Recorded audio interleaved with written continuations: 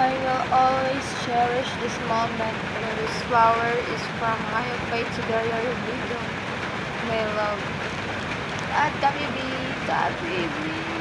Say hi to Kapi B. I'm taking video para memories siya, guys. The next time you will see this guy, naka-frame na siya and bride.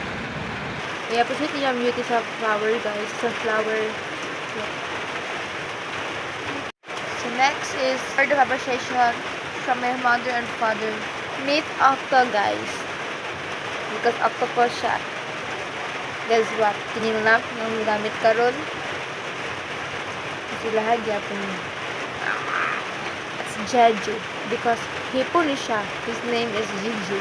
Don't ask why. Jeju na yung name. Pagbuot.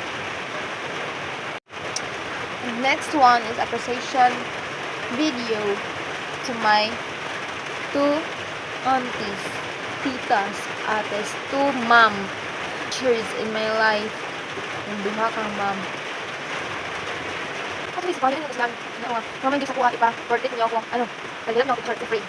At least, hindi mo ba? Effort so much. The money and effort na nito kami, paano? Complete siya. And, ano ko background. Murag pinagi, kapinas lang tanan sa pang bag nga luoy kaayo nga color white. So thoughtful. And today, naabot ako ang daddy from Kalimidan. Uban niyang wife, si Tita Charis. Guys, unsa lang gidala sa kuha.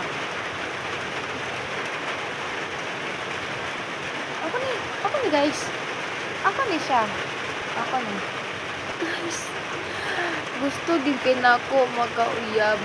I always wanted to be the muse. Don't settle for mangita man tag lucky, di ba? Kaya mo sa tuwang daddy. And another bag. Bag. Di ba? Handbag. Thank you, everyone.